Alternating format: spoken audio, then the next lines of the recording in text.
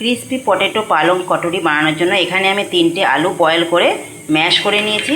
এবারে এর মধ্যে আমি কিছুটা পালং শাক দিচ্ছি। পালং শাকটাকে আগে একটুখানি সিদ্ধ করে সেটাকে আমি পেস্ট বানিয়ে নিয়েছি। এর মধ্যে আমি স্বাদ অনুসারে অল্প পরিমাণে একটু লবণ দিয়ে দিচ্ছি। আর এখানে কিছু মশলা দিচ্ছি, জিরে গুঁড়ো, ধনে গুঁড়ো, আর হচ্ছে এখানে কালো মির্চ আর লাল লঙ্কার গুঁড়ো। আর এখানে অল্প লেবুর রস দিয়ে দিচ্ছি। আমি এখানে একটু কর্নফ্লাওয়ার দিয়ে দিচ্ছি, 2 চামচ মতন কর্নফ্লাওয়ার দিচ্ছি। স্টাফিংটা দেওয়ার জন্য আমি এখানে কিছু সবজি নিয়েছি, বিনস, মটরশুঁটি, এখানে হচ্ছে টমেটো, ক্যাপসিকাম, গাজর, আর হচ্ছে বয়েল কর্ন। কড়াইয়ের মধ্যে আমি 2 চামচ মতন সাদা অয়েল দিয়েছি। সাদা তেলের মধ্যে এবারে আমি কিছুটা পেঁয়াজ কেটে রেখেছি, পেঁয়াজগুলোর মধ্যে দিয়ে দিচ্ছি। এবার যে সবজিগুলো কেটে রেখেছিলাম সেই সবজিগুলো সব এক এক করে দিয়ে দেবো। এর মধ্যে আমি স্বাদ অনুসারে লবণ দিয়ে দিচ্ছি, জিরে গুঁড়ো, ধনে গুঁড়ো, লঙ্কা গুঁড়ো, এখানে হচ্ছে চিলি ফ্লেক্স, আর এখানে কালো মির্চ গুঁড়ো।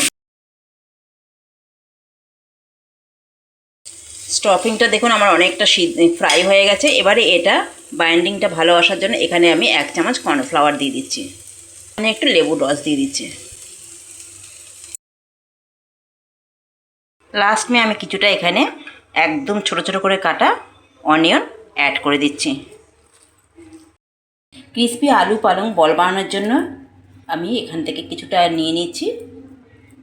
এবারে এটার মাঝখানে এরকম করে ফাঁকা করে যে স্টাফিংটা আমি বানিয়েছিলাম সেই স্টাফিংটা আমি এর মাঝখানে দিয়ে দিচ্ছি। এবার এর মাঝখানে আমি 1 টুকরো চিজ দিয়ে দিচ্ছি। চিজ দিয়ে এটাকে আমি বলের আকারে গড়ে নেব। আমার বলগুলো দেখুন আমি রেডি করে নিয়েছি। এবারে একটা ডিমকে আমি এখানে একটু ফেটিয়ে নিয়েছি। এই ডিমের মধ্যে আমি এক একটা করে বল দেব। এটাকে ভালো করে কোট করে নেব। এই ডিমের মধ্যে কোট করে আমি এখানে যে ব্রেড গাম বানিয়ে রেখেছি সেই ব্রেড গামের মধ্যে এটা দিয়ে দেব।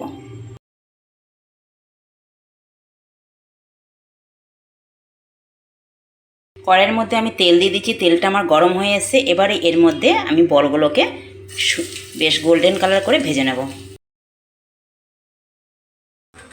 ক্রিসপি আলু পালংয়ের বল দেখুন একদম রেডি। কতটা ক্রিসপি হয়েছে আমি আপনাদেরকে একটা ভেঙে দেখাচ্ছি।